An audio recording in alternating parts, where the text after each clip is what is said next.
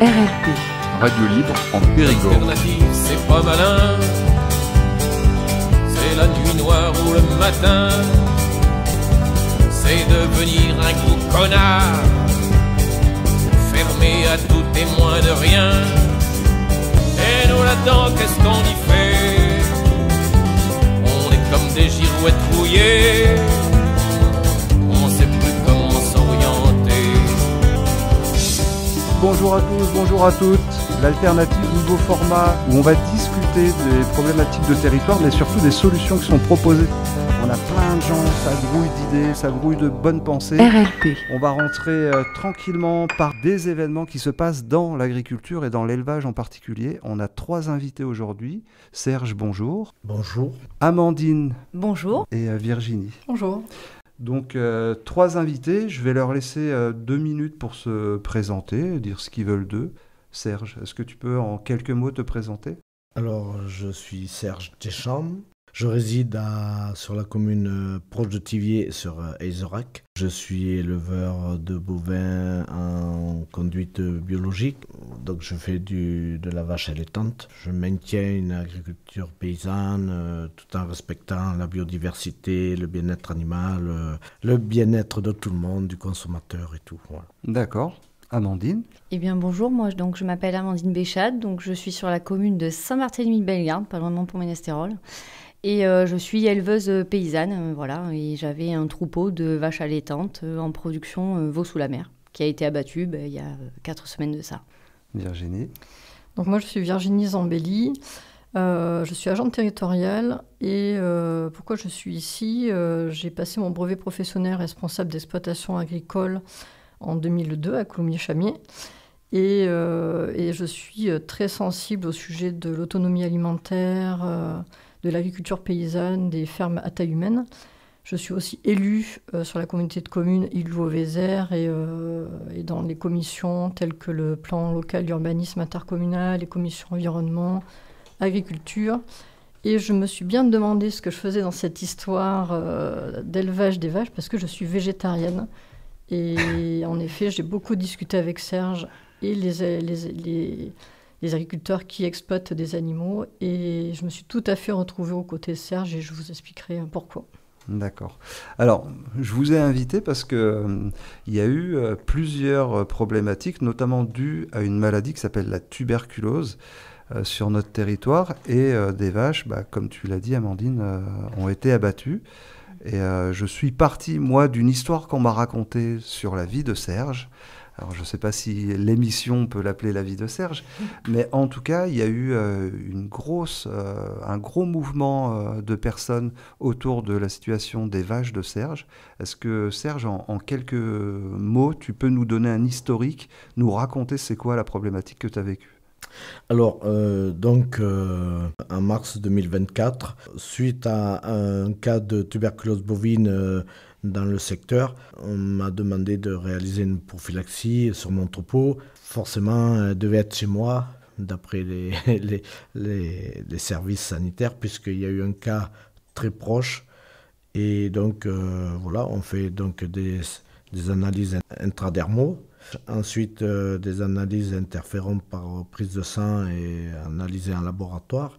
Par la suite, ils ont découvert que 2 bêtes avaient réagi seulement en interférons, pas en intradermaux comparative. Donc, des tests aviaires et tuberculine bovine ont été faits et rien n'a apparu sur ces tests.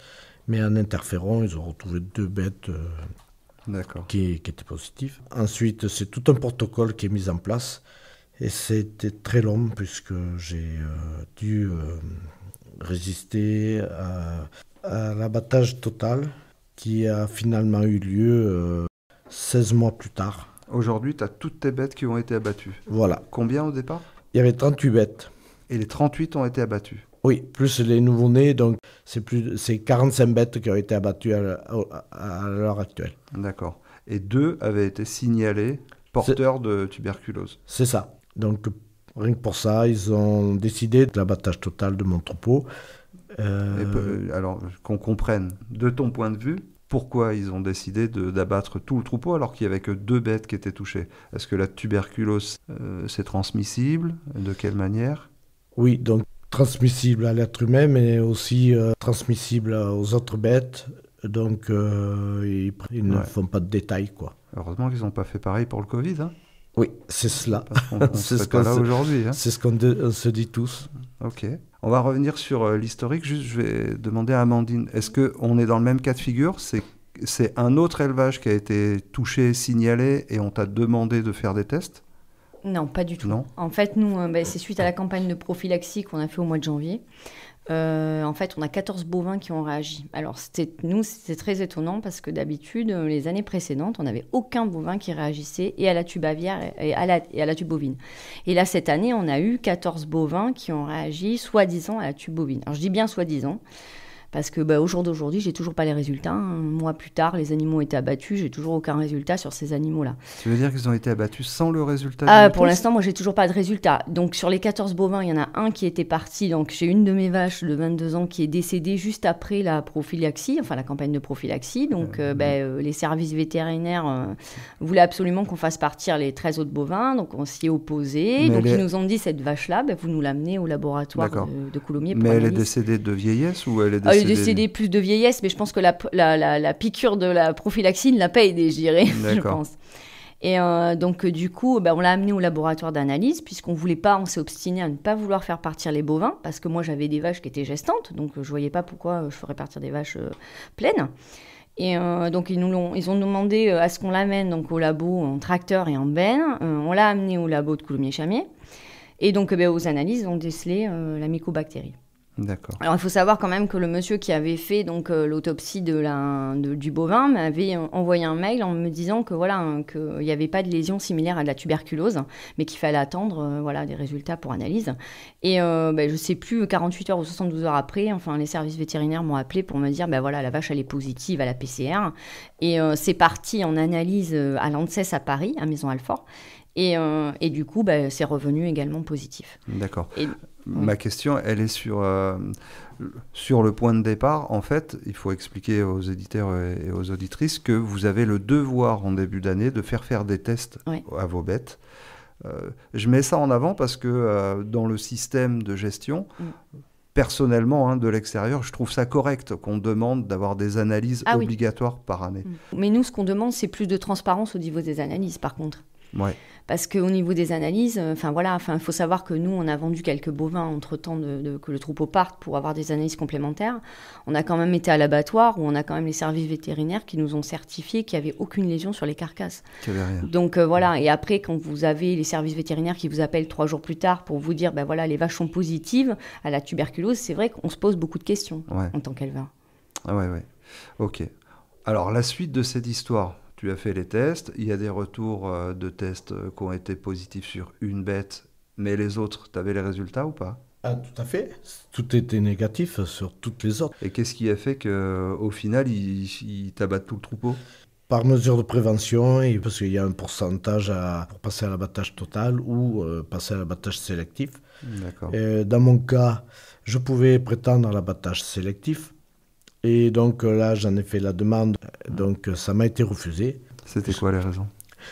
Déjà, ils ont fait un inventaire sur ma ferme.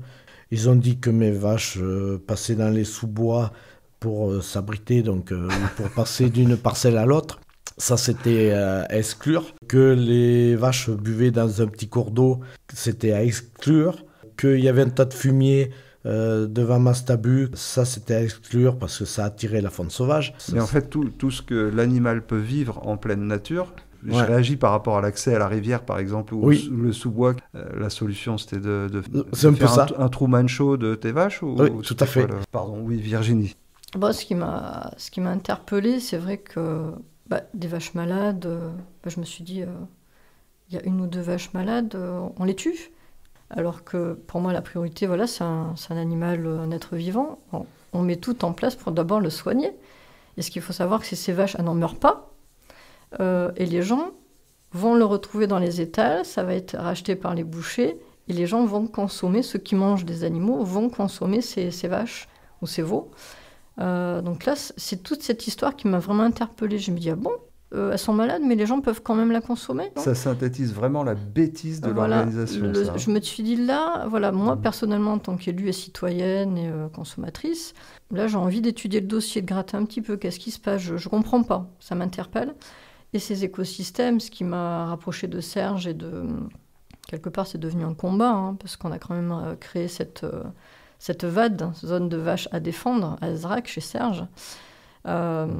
C'est qu'il y a toute cette biodiversité.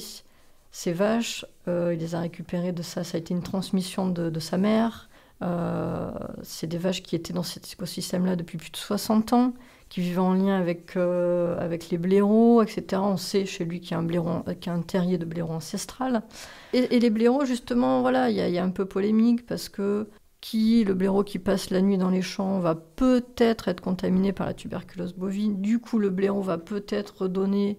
Mais il faut savoir que ça fait des dizaines, des centaines de milliers d'années que les blaireaux existent, que ça fait 60 ans que les vaches de Serge... On pourrait presque parler, d'ailleurs on en parle entre nous, d'un patrimoine vivant, d'une génétique, de vaches rustiques. C'est une agriculture paysanne, c'est un élevage de plein air. Alors après, c'est ce que je demande aux élus, aux citoyens, qu'est-ce qu'on veut ? Est-ce qu'on veut ne plus voir de vaches, plus voir de prés, des fermes-usines ? Alors vous allez me dire, mais c'est bizarre, Virginie a dit ça, elle est végétarienne. On est tous ensemble en fait. Et c'est ça aussi le message que je veux donner. Oui, je suis végétarienne, je suis aussi élue. On a créé la Maison de la Forêt et de l'Environnement à Saint-Germain-des-Prés. C'est pour travailler ensemble. Oui, c'est vrai que on n'a pas insisté là-dessus, mais tu es élue sur une petite commune. Saint-Marcel d'Albarède. Donc, à ce titre-là, toi, tu as un regard, en fait, sur ce qui se passe sur la vie paysanne chez toi. Tu as déjà une idée de ce que c'est que l'élevage, même si toi tu ne manges pas de viande. Tout à fait. Mais de ton point de vue, quand tu soulèves ça, est-ce que de ton point de vue, il y a une volonté ou politique ou idéologique de ne plus avoir ce type de ferme, ou est-ce que c'est par méconnaissance des sujets ? Comment on arrive au fait de ne pas vouloir ou d'avoir des normes qui bloquent la nature et la mise en place d'un écosystème ? Ça me semble... Non, je ne dirais pas, les élus sont très sensibles et proches de leurs agriculteurs, mais il y a une méconnaissance, en effet. Il y a tellement de sujets à gérer aujourd'hui au niveau des mairies qu'ils se sentent, je pense, dépassés. Il y a, une loi qui a été établie des quotas au niveau de l'Europe, qui est bien plus haute, qui dit, voilà, la France, aujourd'hui, doit être indemne de tuberculose bovine.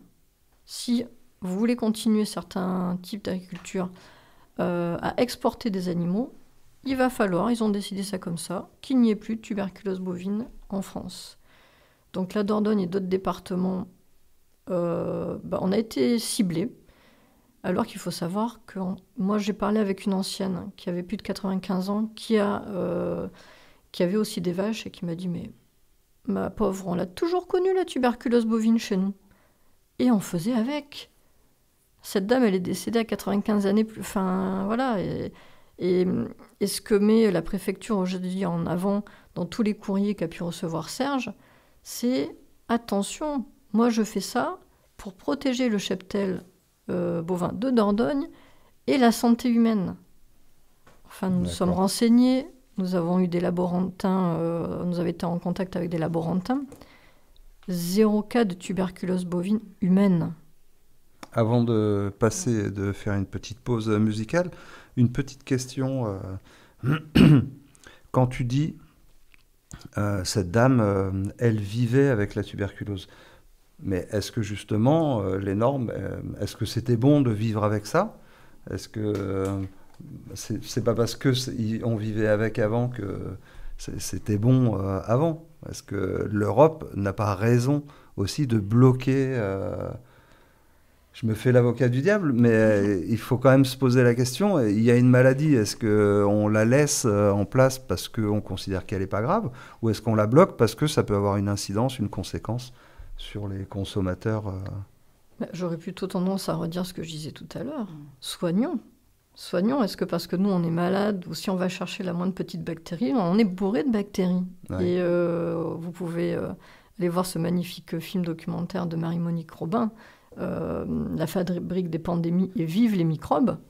C'est au contraire, c'est grâce à ça qu'on fait notre immunité, qu'on se renforce, etc. Et on ne va pas nous tuer, en tout cas j'espère, parce qu'on est malade ou il y a un virus qui est passé par là. Voilà, je pense qu'on a les moyens, la France a les moyens de faire ce qu'il faut pour préserver... Amandine ?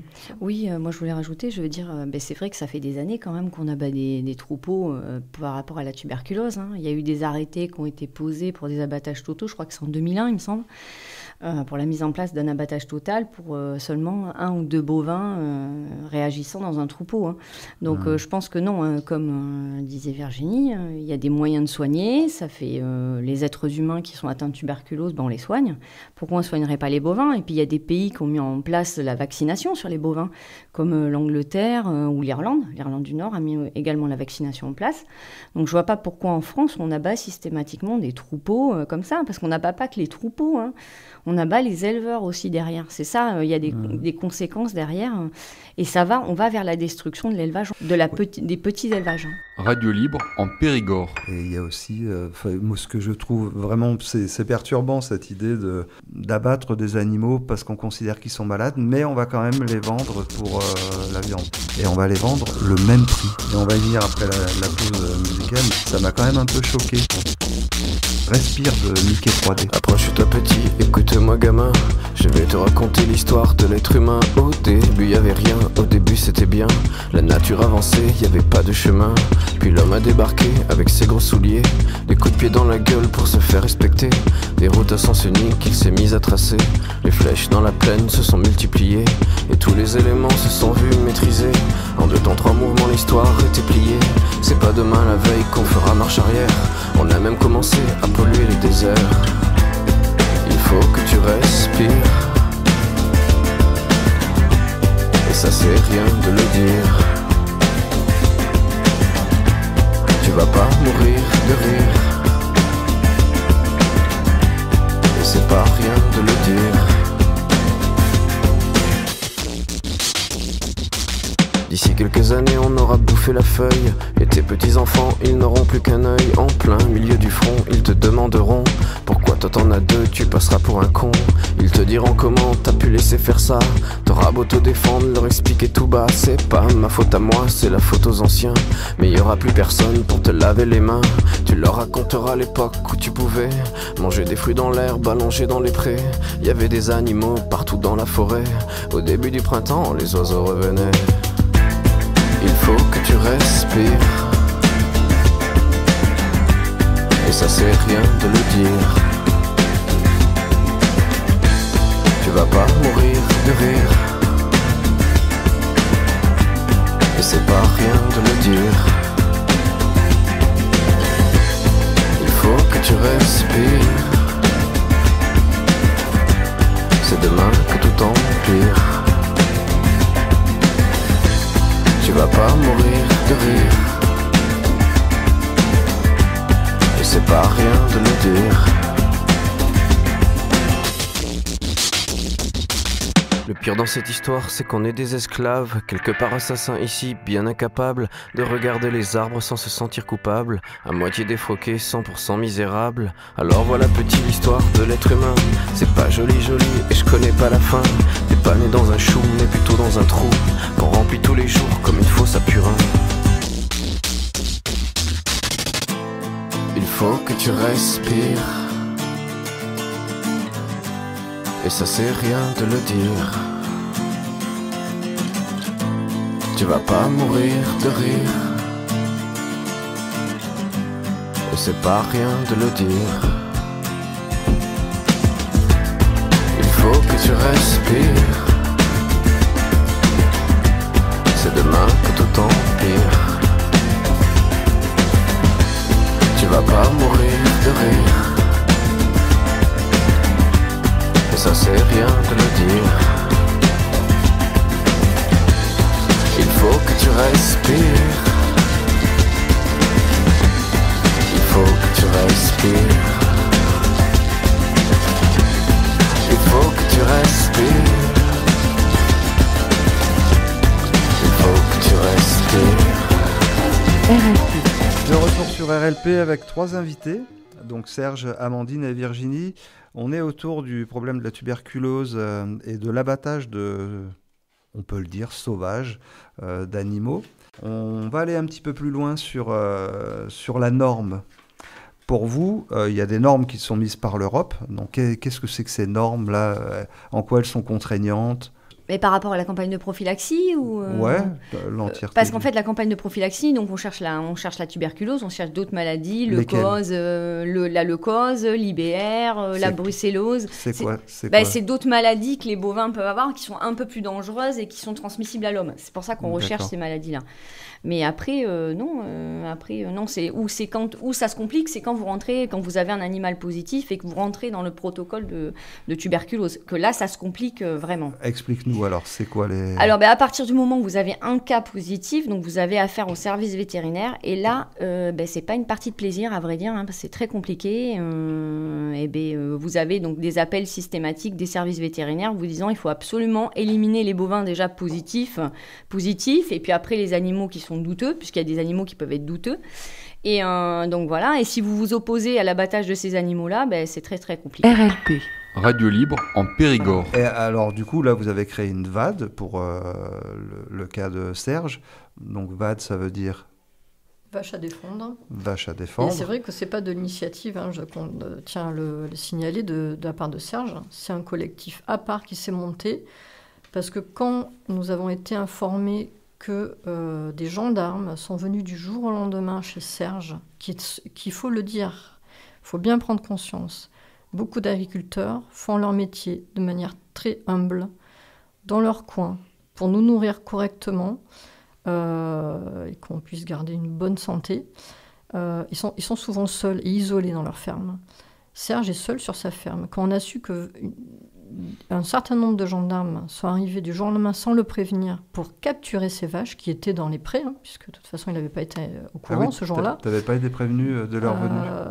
Non. Même pas un petit coup de fil, comme un bon rendez-vous? Non, c'était programmé, mais comme je résistais, je leur ai demandé, je leur ai supplié de ne pas m'enlever mes vaches, que c'était une génétique ancestrale que ma mère a passé tant d'années à faire évoluer.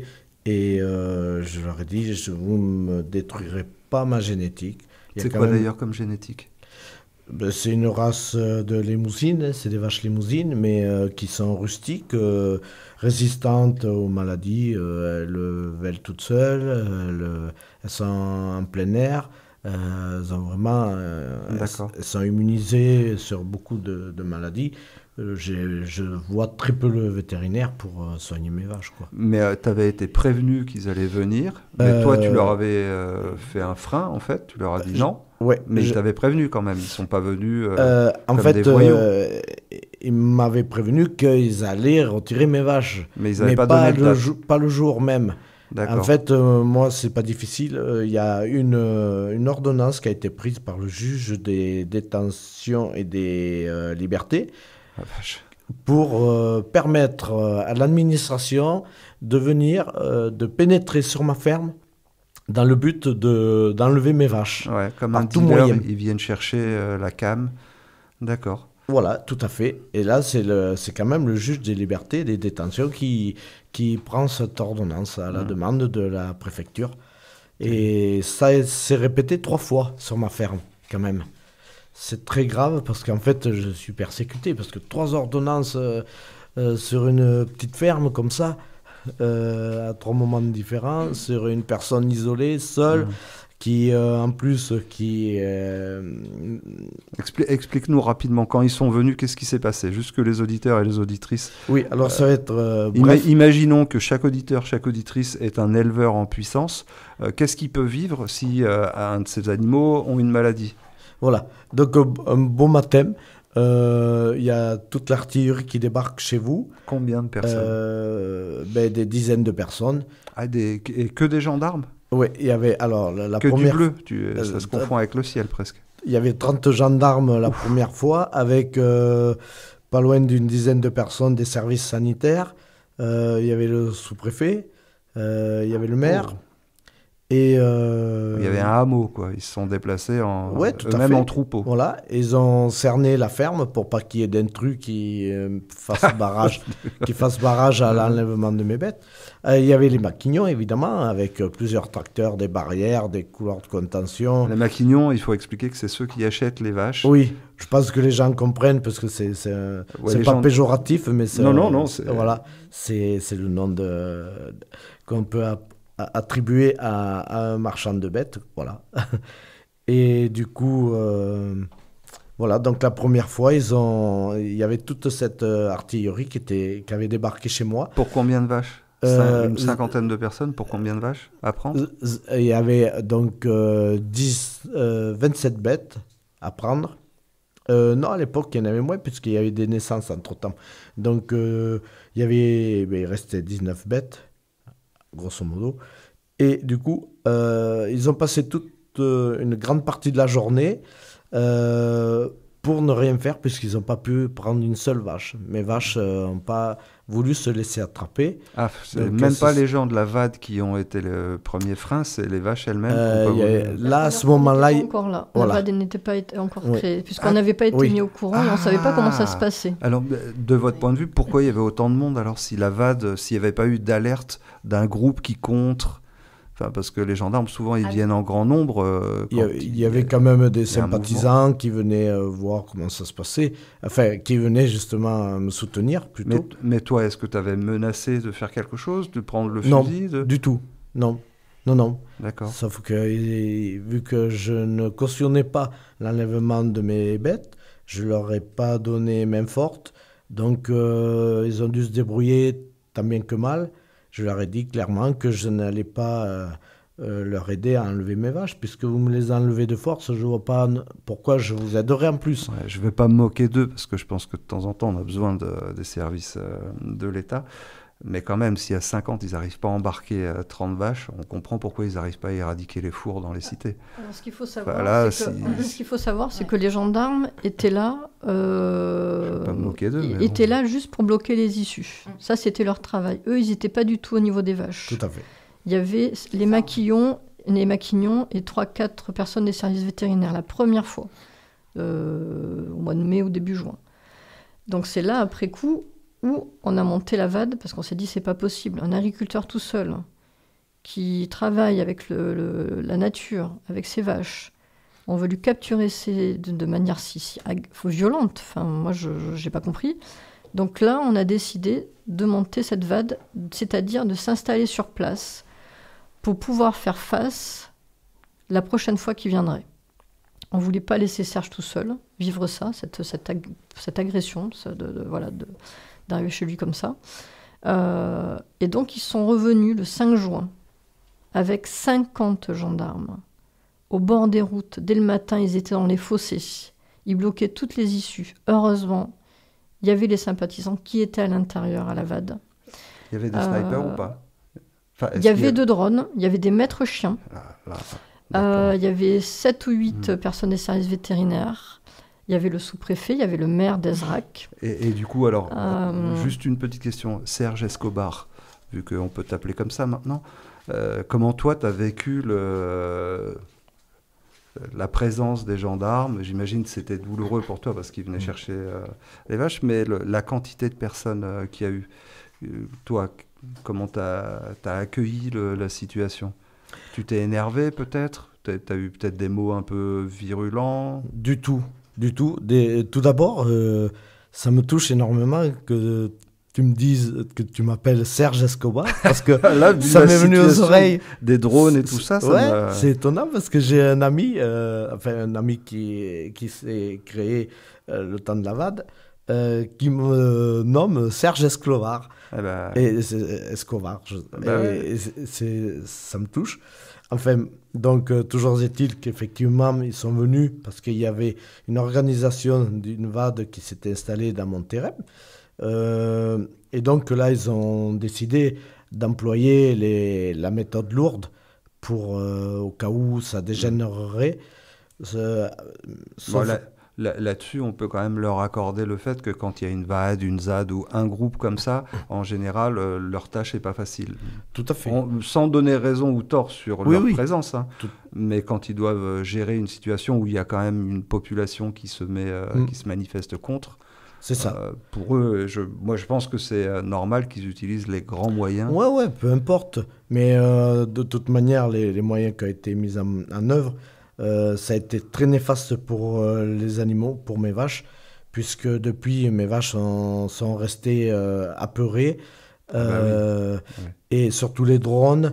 Et puis les gens même pas les gens de la VAD, puisqu'ils sont juste là pour empêcher la prise des vaches, mais surtout les marchands de bêtes, et puis voilà, tout ce qui a été déployé pour attraper les vaches, ça les a rendus apeurés, et au point où par la suite j'ai eu du mal à les contenir. Ils ont quand même cassé des clôtures, elles sont courues partout, toute la journée. Ils sont arrivés à 6h du matin.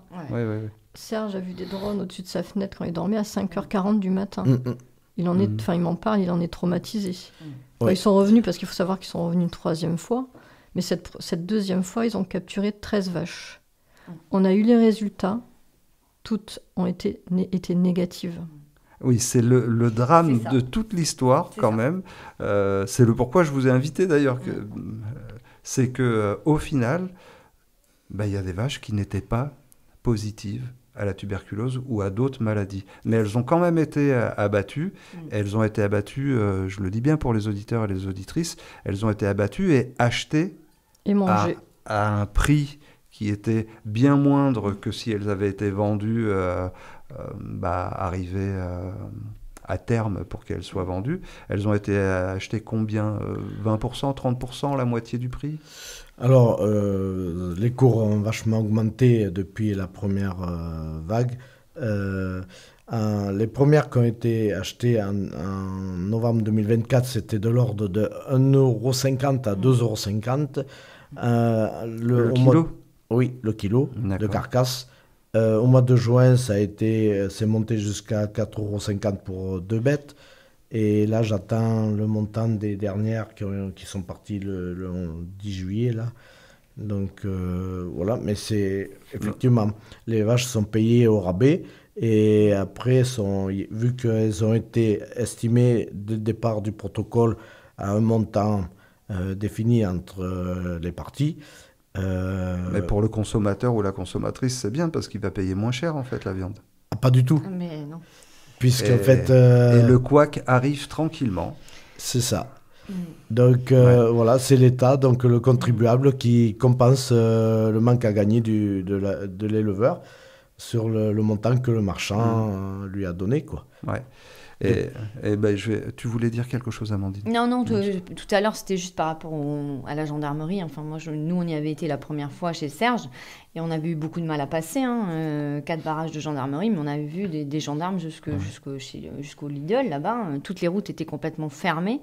Moi, on avait trouvé ça très aberrant par rapport à un pauvre éleveur qui essayait de sauver ses vaches, quoi. Donc, moi, j'ai trouvé le dispositif vraiment disproportionné, quoi.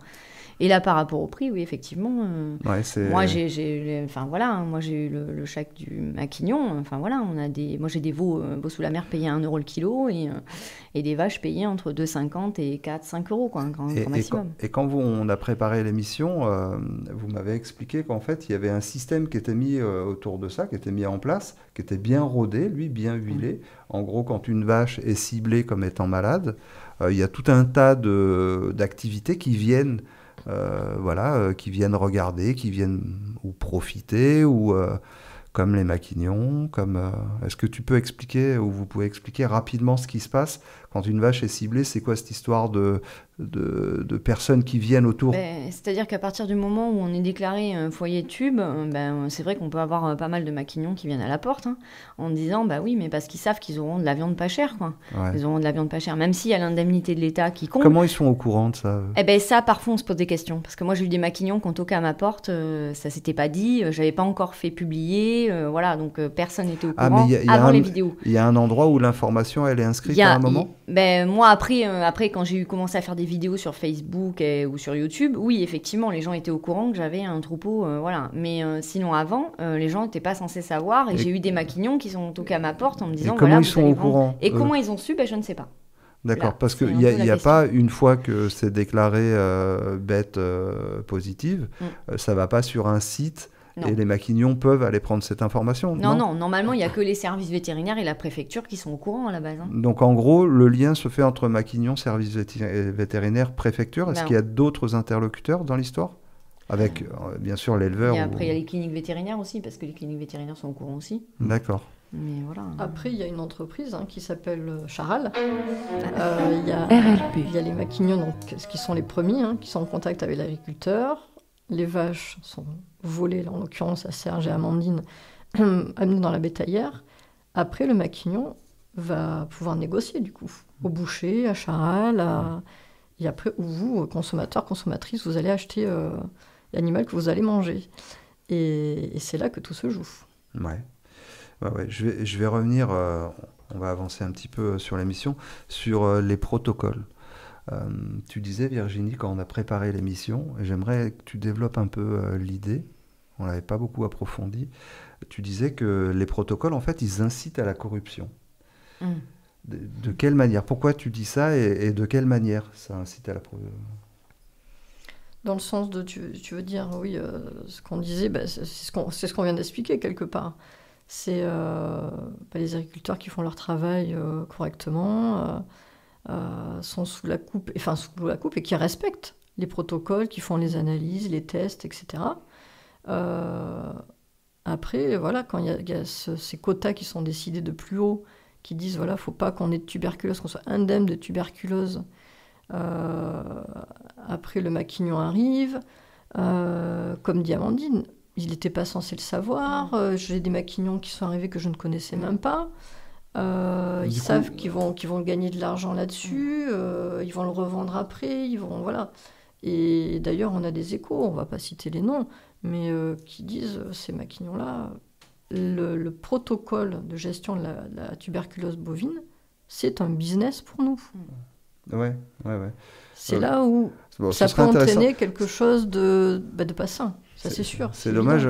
Mince, j'aurais dû inviter un maquignon pour qu'il nous explique comment il a l'information, parce que ça m'intéresse. En fait, le système de corruption, il est là-dedans. Il est dans le fait que, sitôt qu'il y a un endroit où c'est signalé qu'il y a des bêtes positives, il y a...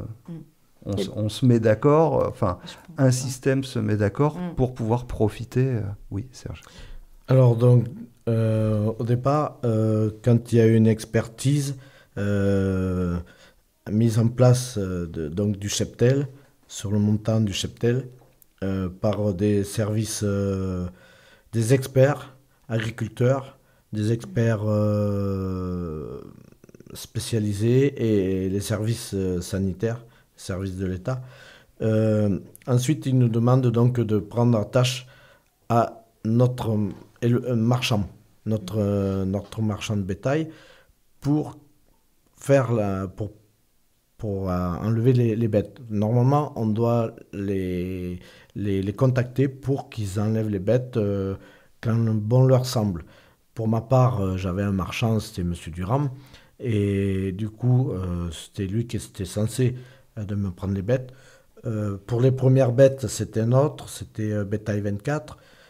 Bétail 24, ils ont pris les 2 bêtes abattues en diagnostic. Ces 2 bêtes, malheureusement, elles sont parties à l'équarrissage parce qu'elles ont été saisies totales pour une infiltration séreuse du tissu conjonctif. Et donc, ils n'ont rien gagné dessus, mais ils ont fait l'intervention. Et par la suite, ils ont dit, nous, on ne veut pas cautionner ce système. Donc, ils ne sont pas revenus sur ma ferme m'enlever les vaches. Donc, c'est Durand qui a pris la relève. Et eux, par contre, ils trouvaient à y gagner. Voilà. Donc, sauf que je ne leur ai pas aidé. Et voilà, ils sont venus donc par un commandement des services sanitaires. Voilà. Radio Libre en Périgord. On va faire une petite pause, une autre petite pause. Si vous avez besoin de boire, d'aller aux toilettes. On va écouter un petit morceau de Clara Luciani. Toujours Respire. Elle respire le hauteur, des corps qui dansent autour d'elle dans l'obscurité. Il s'effleure sans timidité, une insolence chorégraphiée. Elle veut pas s'asseoir, elle veut s'oublier. Elle veut qu'on la drague, qu'on la regarde et qu'on la fasse tourner. Elle veut pas s'asseoir, ça a trop duré. L'immobilité forcée, ce soir le vivre va recommencer. Il faut que ça bouge, il faut que ça tremble, il faut que ça transpire encore. Dans le bordel des bars le soir, débraillé dans le noir. Il faudra réapprendre à boire, il faudra respirer encore. Il faut que ça bouge, il faut que ça tremble, il faut que ça transpire encore. Dans le bordel des bars le soir, débraillé dans le noir. Il faudra réapprendre à boire, il faudra respirer encore.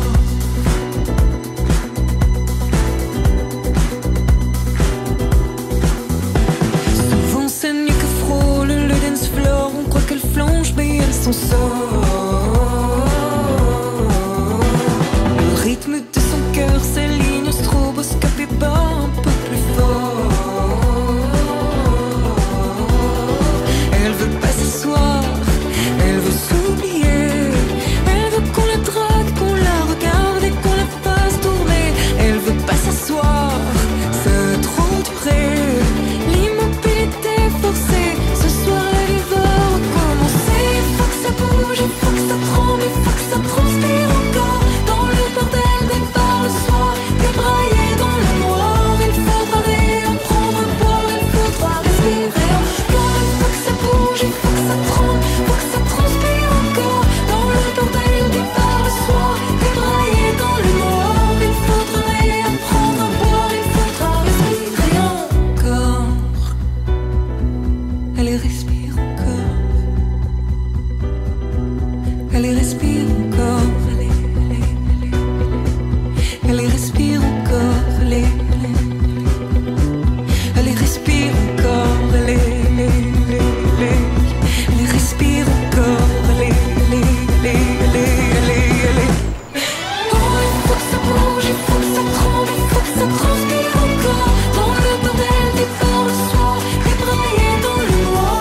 Il faudra réapprendre à boire, il faudra respirer encore. Il faut que ça bouge, il faut que ça tremble, il faut que ça transpire encore. Dans le bordel des bars le soir, débraillé dans le noir. Il faudra réapprendre à boire, il faudra respirer encore. Allez, respire encore. Allez, respire encore.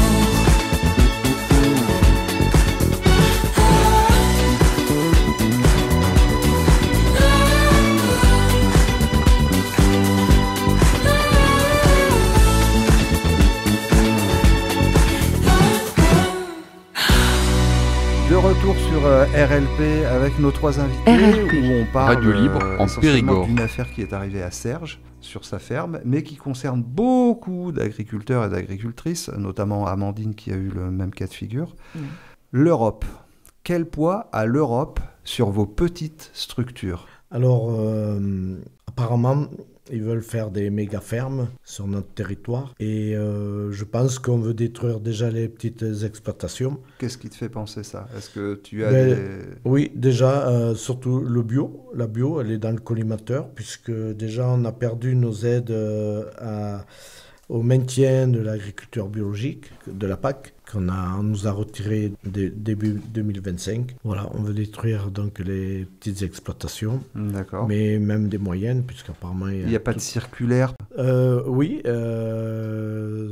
sur une circulaire des Amis de la Conf ou de la Conf en elle-même, veut-on la peau des agriculteurs bio? Voilà, Ouais. j'ai vu passer ça. D'accord. Là, tout récemment. Mais au niveau de l'Europe, il n'y a pas de texte, il n'y a pas de circulaire qui dirait que le bio est à surveiller en particulier parce que ça pose des problèmes. On est mal informé, on n'est pas... mais D'accord. certainement qu'il y a quelque chose qui existe. Mais ce que toi tu viens de dire là sur on veut enlever ces petites fermes, machin, c'est plus un ressenti en fait que quelque chose qui est établi. Oui.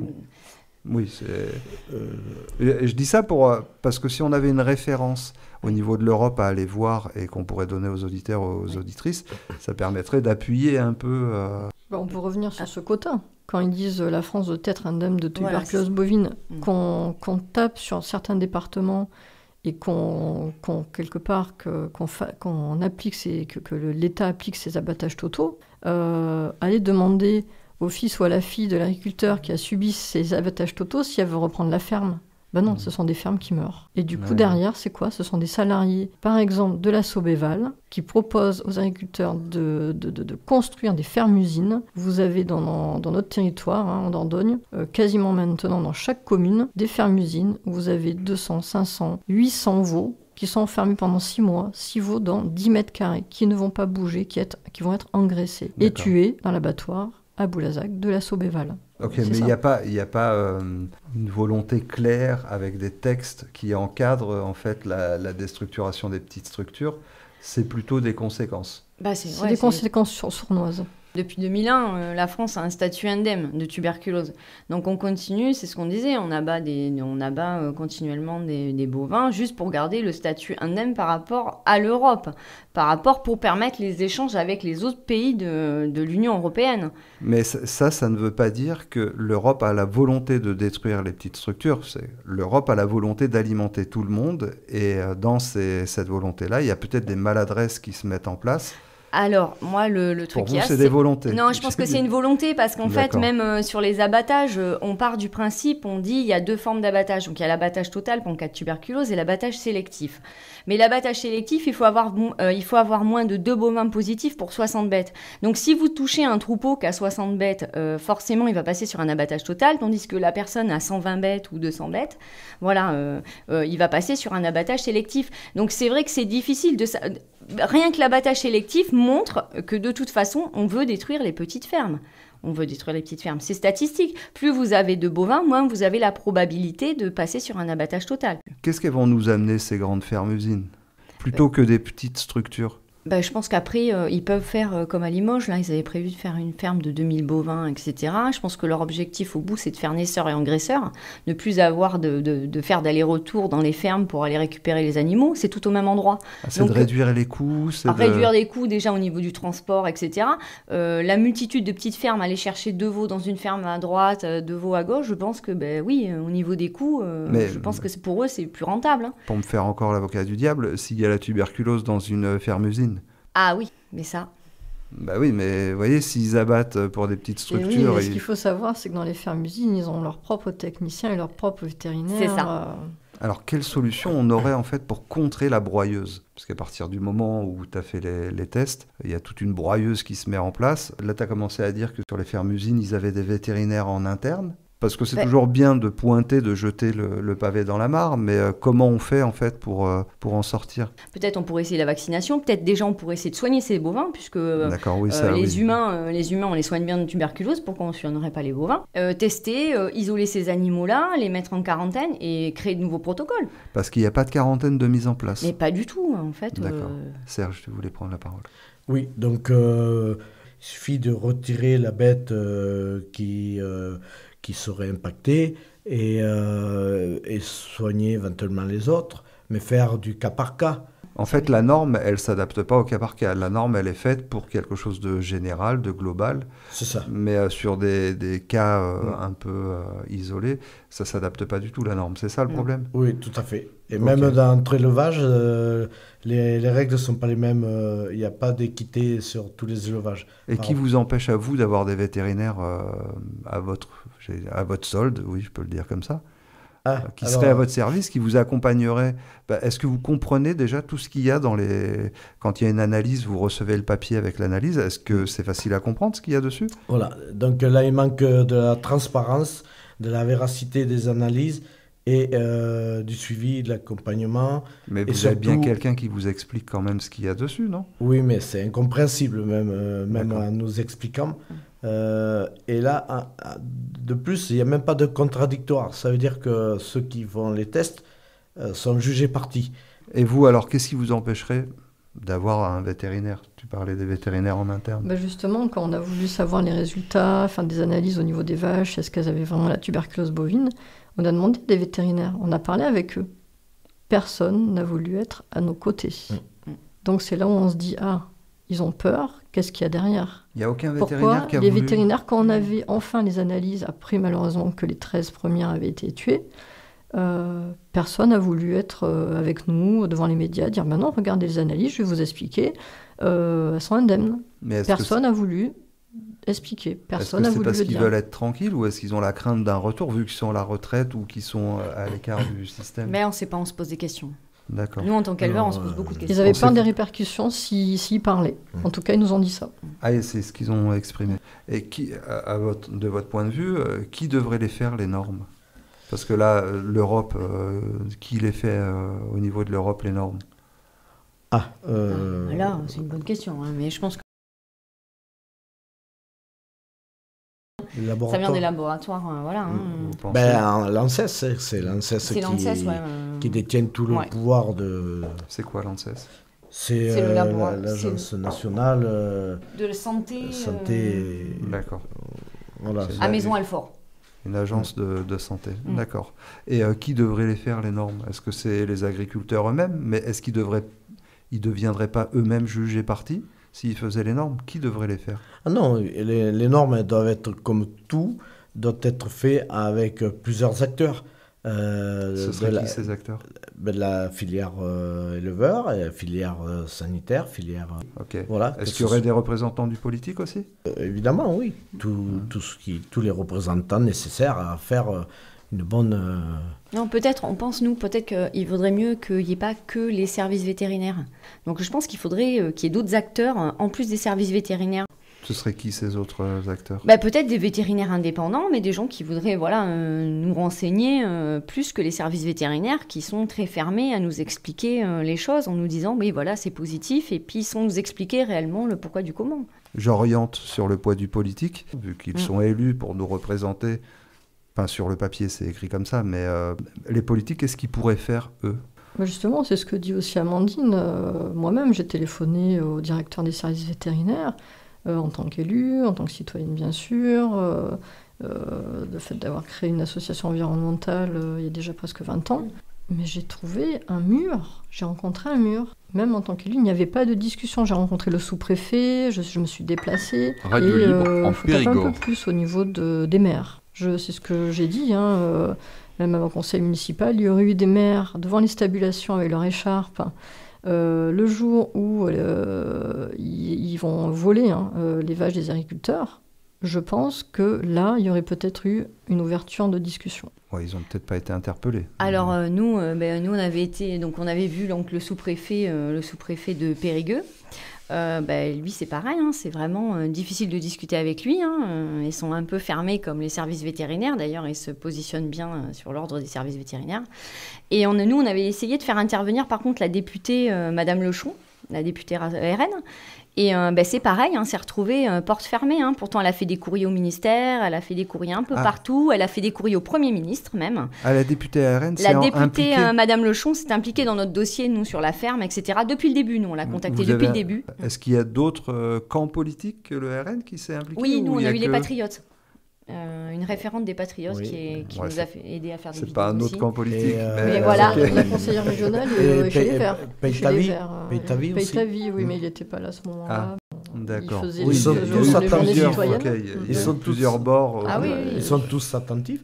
Par contre, s'il n'y a que le RN qui réagit. Voilà. Par contre, les députés, les sénateurs ont tous fait remonter l'information au niveau national. Donc là, c'était clair, ils me l'ont dit, on en parle au niveau national. Est-ce qu'on pourrait leur imposer de faire quelque chose aux élus? Vous savez qu'il y a un système de pétition, on le voit en ce moment sur certains votes qui se passent à l'Assemblée nationale, il y a un système de pétition, au-delà d'un certain nombre de gens qui ont signé, on peut demander à ce que soit discuté à l'Assemblée nationale et imposer le sujet. Justement, moi j'y pense, oui. J'y pense à faire une pétition sur le site de l'Assemblée nationale. Est-ce que ça, on ne pourrait pas demander aux élus de la mettre en place ? Tout à fait. Et on va glisser tout doucement vers ça, parce qu'on dit à chaque fois que il y a des taux de suicide élevés chez les éleveurs, il y a voilà, ça va mal dans le monde agricole. Vous, la broyeuse, comment toi tu pourrais l'exprimer? On va finir l'émission avec ça. Alors ça peut être un peu dur pour les auditeurs et les auditrices d'entendre ce qui va être dit, mais il y a vraiment des cas de figure qui sont dramatiques. Oui, et effectivement, si j'ai résisté à passer à l'acte, c'est parce que je vois quand même le bout du tunnel, je vois la vie sereine, mais le mal est intense et je ne suis pas sûr que dans les années à venir, je ne contracte pas une maladie perverse, parce que c'est très dur à supporter, d'autant plus qu'on est souillé, on est jeté en pâture. Le seul accompagnement, c'est la MSA, les services sociaux de la MSA, mais c'est tout. Mais personne ne peut soutenir moralement un éleveur à qui on a enlevé toute son activité, on a arraché ses tripes en fait. C'est terrible. Il n'y a pas de mots pour décrire le vécu d'un éleveur concerné par ces protocoles. Okay. Une fois qu'ils ont enlevé les vaches, on nous a salis. Ils sont partis sans se retourner, en laissant derrière eux un désastre. C'est une perquisition, quoi. Ouais, c'est terrible. D'accord. Est-ce que... Oui, moi je suis d'accord avec Serge. C'est un traumatisme pour tous les éleveurs. Voilà, nous, il faut savoir que les éleveurs, on n'accepte pas. On n'accepte pas, aucun éleveur quasiment n'accepte de faire partir ses vaches. Voir le chargement de ces animaux, c'est très compliqué à vivre. Et voir derrière les bâtiments vides, etc., le silence sur la ferme. Donc ouais, ça détruit totalement des éleveurs. Moi, il faut se reconstruire derrière, il faut reprendre des animaux. Et la reconstruction est lente. Donc voilà, des vaches élevées tout au biberon, depuis bébé, elles avaient tout un nom. Donc c'est très très compliqué à vivre, très très compliqué. Non. Oui, de plus, on est dénigré, énormément dénigré, et en plus, on est humilié à douter de notre propre travail, de notre propre, façon de faire notre travail. C'est tellement pervers, et c'est très bien orchestré, leur stratégie, puisque à un moment donné, on se remet en question, et c'est ça qui fait que les agriculteurs passent à l'acte de suicide, parce que ils cogitent, ils ruminent, et l'humiliation par rapport à d'autres éleveurs. Et là, quand on est là, soit on accuse le coup, on dit finalement reste zen, et puis tu n'as rien à te reprocher, donc tout va bien se passer, personne ne te critiquera. C'est ce que j'ai fait. J'ai accusé le coup, j'ai dit j'ai rien à me reprocher après tout. Voilà. D'accord. En tout cas, petit message passé aux élus, que je pointe très clairement. C'est pour ça qu'elle est créée, cette émission de l'alternative, parce qu'il n'y a pas des systèmes alternatifs à mettre en place un petit peu plus intelligents qu'une norme figée, une barrière. Je tiens à remercier votre courage pour le témoignage que vous avez mis en place, et aussi Virginie qui est élue. Je voulais dire quelque chose. Oui, Serge. Je souhaitais surtout faire rentrer en mémoire, il y a des éleveurs et il y a des consommateurs. Il faut que les consommateurs soient bien informés de ce qui se passe derrière avant d'avoir dans l'assiette un morceau de viande. Posez-vous ces questions et surtout dites-vous bien qu'on est tous concernés par cette problématique tuberculose. Merci à vous d'avoir été présents sur l'émission L'Alternative. J'espère vous revoir bientôt et dans de meilleures conditions, au moins pour votre avenir professionnel. Et merci aux auditeurs et aux auditrices de nous écouter. J'espère avoir des retours via le site de RLP. Au revoir à vous. Bonne fin de journée. Au revoir, merci beaucoup. Au revoir. Merci de votre invitation. RLP. Radio libre en Périgord. C'est pas malin. C'est la nuit noire ou le matin. Le chant du vent ou le fracas. Des rues, des villes abruties. C'est de l'air pur à satiété. Ou des poumons archi-troués. Et nous là-dedans, qu'est-ce qu'on y fait? Est-ce qu'on peut vraiment y changer?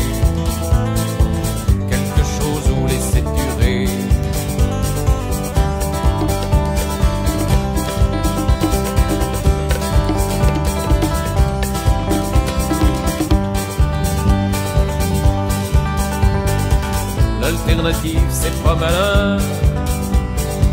C'est dire oui à un désir, ou d'un seul coup se voir vieillir. C'est piétiner sa propre image, celle dont les autres vous encagent, ou faire continuer le mirage. Et nous là-dedans, qu'est-ce qu'on y fait? On est comme des girouettes rouillées,